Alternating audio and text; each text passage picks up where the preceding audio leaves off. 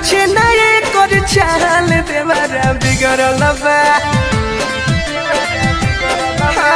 तू गइल बहारा ला दिहल लहरा रुचि नए कर चाल देवरा बिगड़ल बा। अरे रहती बेला तमे मिसेला हमारा गाल देवरा बिगड़ल बा।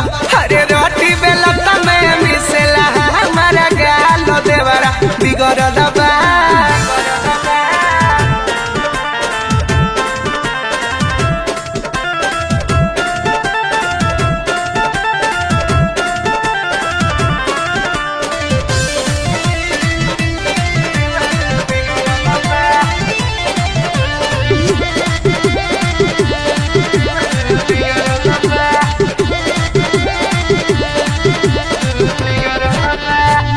फोनवे में कहा तूने रोज रोज देखेला मन जब बिगड़ेला तो दीदी हमारा ठेकेला।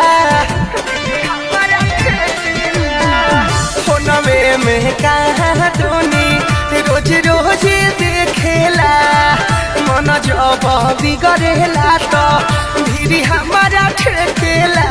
बाची न जीव कहे पीलो न घीव करेला बौरे सवाल देवरा बिगड़ल बा।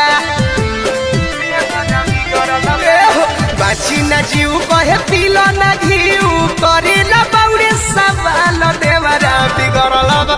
अरे रोटी बेला तो खामी से हमारे गाल देवरा बिगड़ल बा। अरे रोटी बेला तो मैं मिसेला हमारे गाल देवरा बिगड़ल बा।